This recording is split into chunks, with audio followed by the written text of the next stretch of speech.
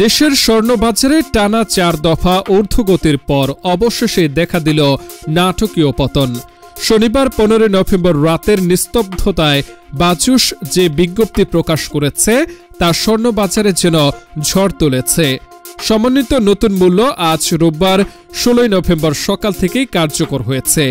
হঠাৎই এক লাফে ভরিতে 5,447 টাকা কমানোর ঘোষণা দিয়েছে বাংলাদেশ জুয়েলার্স অ্যাসোসিয়েশন বাজুস।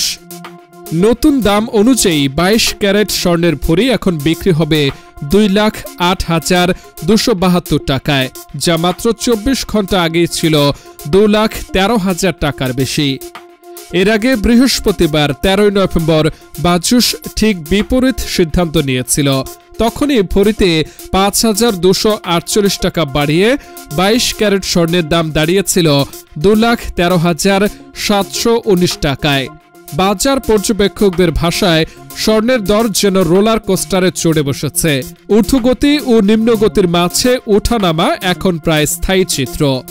স্বর্ণের এই বড় ধরনের মূল্য হ্রাসে বাজার জুড়ে দেখা গেছে ভিন্নধর্মী আলোচনা ঝড়। কেউ বলছেন আন্তর্জাতিক বাজারে প্রভাবের সিদ্ধান্ত, কেউ বলছেন লোকসানি বিক্রি ঠেকাতে এটি সাময়িক প্রজ্ঞাপন।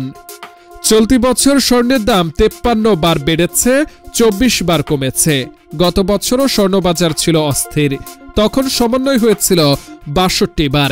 কিন্তু চলতি বছরের সংখ্যা যেন অস্থিরতার নতুন ইতিহাস রচনা করেছে।